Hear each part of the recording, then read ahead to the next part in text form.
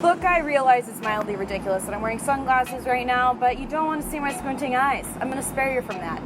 But figured it did make sense if I was standing outside. You stopped here because you want to know a little bit of fireworks history. I got that for you. But you do need to learn just a smidge of science before we go any further.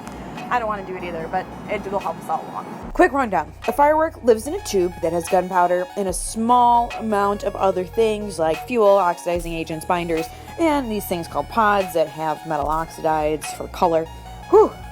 Now, let's go back to the beginning. Most historians believe the Chinese invented fireworks around 800 AD. By inventing fireworks, I mean they accidentally stumbled upon the creation of gunpowder while looking for a recipe for eternal life. Yeah, you can't make this stuff up. They would pack the new gunpowder into bamboo shoots eventually and throw the shoots into a fire, and ta-da, the first official firework.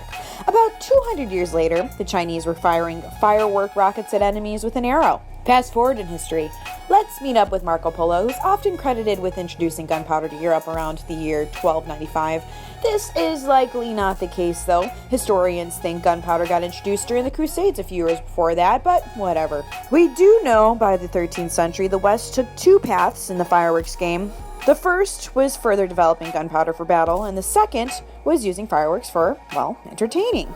The original idea of fireworks, you could say. Kings would use them on wedding days, jesters would use them to entertain crowds. Now we travel to France for one of the worst fireworks accidents of all time. The date, May 30th, 1770. It's a part of the celebrations surrounding Marie Antoinette's marriage to the Dauphin, or Louis XVI. Thousands of people packed into the celebration. A gust of wind came, knocking over and exploding only some of the fireworks. Panic ensued. Spectators rushed toward a narrow street away from the fireworks that got knocked over.